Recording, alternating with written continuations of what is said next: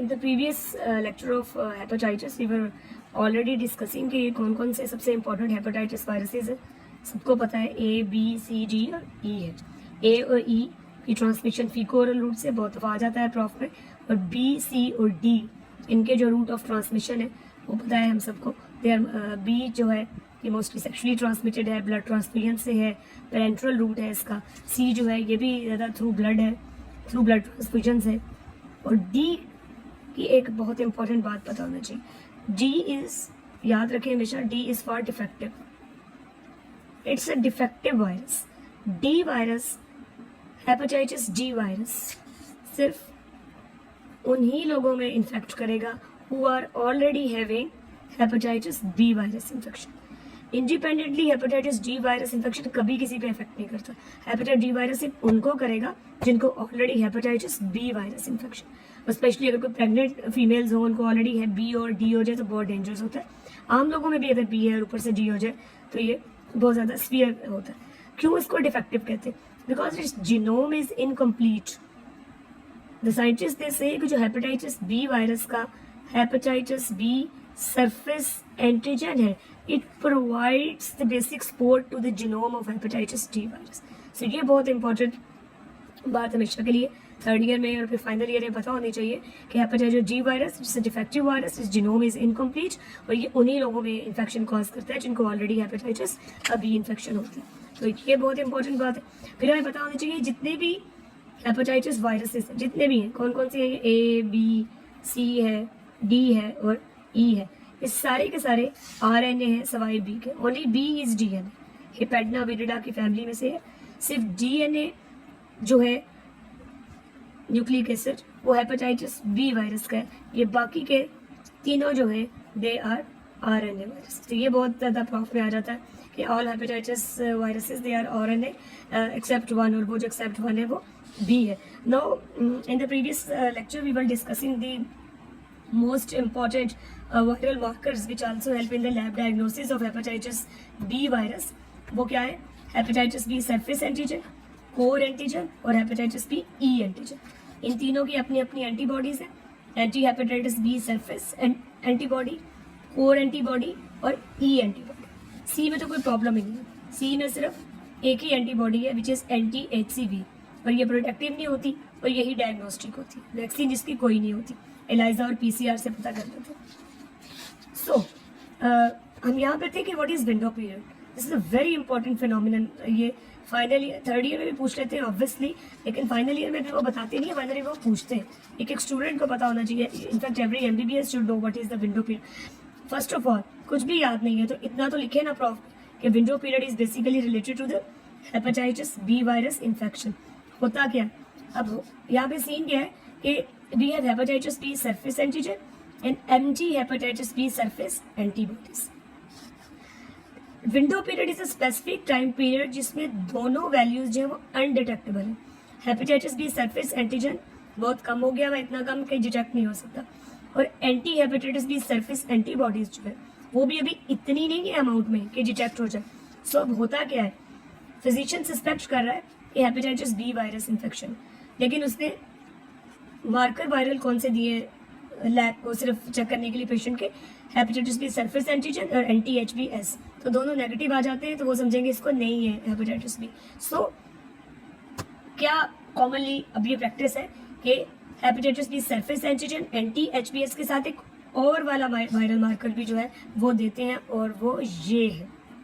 So window period is a time period in hepatitis B virus infection in which hepatitis B surface antigen and anti-hepatitis B surface antibodies जो है they are undetectable, and anti-hepatitis B core antibodies they are positive in window period, and if they are IgM so it means recent infection. So window period में anti hepatitis B core antibodies अगर positive होती हैं तो वो इस बात को prove करती है कि पेशेंट को हेपेटाइटिस B वायरस इन्फेक्शन है. सो ये तीनों टेस्ट जो है वो करवाने चाहिए ताकि अगर पेशेंट विंडो पीरियड में तो ये दोनों नेगेटिव आएंगे लेकिन ये पॉजिटिव आएगा. ठीक है. फिर एक बात होती है कि जी जेन पार्टिकल क्या होता है, बहुत दफ़ा प्रॉफ में है जो it's the whole genome of the hepatitis B virus is called Dane particle, और उसमें कोई इशू नहीं. अब रह गया hepatitis B E antigen. So E antigen if it is positive, so ये इस चीज को शो करता है कि there are high chances of the transmissibility, transmission बहुत ज़्यादा हो सकती है अगर बहुत ज़्यादा एक्टिव फॉर्म में है हेपेटाइटिस बी वायरस। ये यूजुअली अगर hepatitis B surface antigen positive आ जाए या अगर विंडो पीरियड है तो anti hepatitis B core positive आ जाए तो फिर ई करवाते हैं। और ऑब्वियसली अगर एंटी HBE बन चुकी है तो इसका मतलब है कि there are low chances of transmission. So this is all about the window period and a very brief and the common concepts about the hepatitis viruses जो ज़रूर पता होने चाहिए। अच्छा, पैथोजेनेसिस बड़ी आती है इसकी, अगर आती है तो पैथोजेनेसिस में इसका कुछ भी नहीं है। एक इसकी समरी में से देख ले लेविंसन की, सब में एक ही चीज़ लिखी हुई है कि हम सबको पता है कि द CD8 सेल्स, जो CD8 positive cytotoxic T cells होते हैं, the cytotoxic T cells we all know that basically they are the defensive against the viral infections. लेकिन यहाँ पर क्या होता है कि जो CD8 सेल्स होते हैं वो खुद ही वहाँ पर हिपैटोसेलुलर जो सेल्स होती हैं उनको वो अटैक करने लग जाते हैं। ठीक है, ये इसकी समरीज में चले जाएं फौरन। पहले भी मैंने आपको बताया था कि ये इतनी देर लगती है एक बुक से दूसरी बुक पे आने में। ठीक है, तो ये आपका हेपेटाइटिस ए वायरस है, ऑब्वियसली फीकोरल रूट से एंटी हेपेटाइटिस ए वायरस, इसमें जो है वो आपके एंटीबॉडी है उसकी और डिटेक्टिव भी वही है। Notice here is the hepatitis B virus infection. ठीक है, सो सबसे इंपॉर्टेंट बस आपको ये पता होना चाहिए पैथोजेनेसिस में hepatocellular injury due to immune attack by the cytotoxic 8 sales.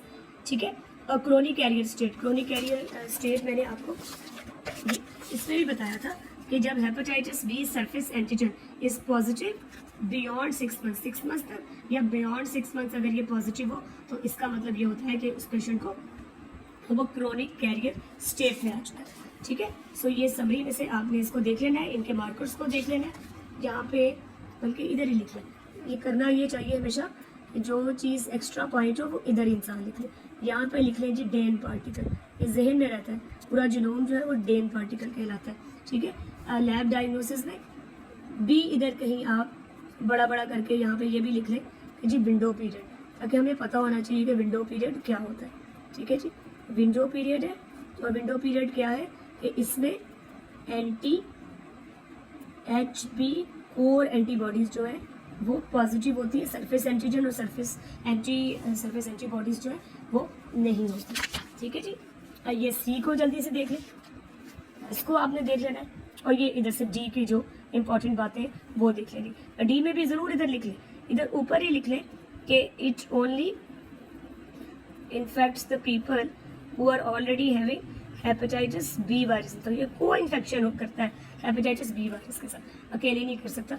और ई जो है इसका तो कोई इतना सीन ही नहीं है, सिंपल फीकोरल रूट से होता है, जो सिंपल झटका जिसको बोलते हैं वो ये होता है। ठीक है, तो इतनी जो है मोटी मोटी बातें बस ये आपको पता होनी चाहिए in the case of hepatitis viruses. ठीक है, पैथोजेनेसिस वही जैसे मैंने आपको पहले ही बताया, इन सब की जो आपकी पैथोजेनेसिस है इट्स वेरी सिंपल। और हेपेटोसेलुलर कार्सिनोमा, ये बहुत इंपॉर्टेंट बात है, जो हेपेटोसेलुलर कार्सिनोमा है हेपेटाइटिस सी वायरस के साथ भी बहुत होता है और बी के साथ भी बहुत होता है। ठीक है, जब हेपेटोसेलुलर, इधर भी इसको हम कर रहे थे, जो आपका हेपेटोसेलुलर कार्सिनोमा है बहुत ज़्यादा पाकिस्तान में तो बहुत ज़्यादा हेपेटोसेलुलर कार्सिनोमा जो है इन रिलेशन जो the hepatitis C and B, ये बहुत कॉमन है। और बी की तो हमें पता है कि जी बी की वैक्सीन अवेलेबल है, सी की वैक्सीन ही नहीं है। जब सी की वैक्सीन ही नहीं है तो इस वजह से जब सिरोसिस भी बहुत ज़्यादा हो रही है उससे लोगों को, और हेपेटोसेलुलर कार्सिनोमास भी हो जाता है। ठीक है, so this is all about hepatitis viruses. इतना कम अज़ कम हमें ज़रूर पता होना चाहिए।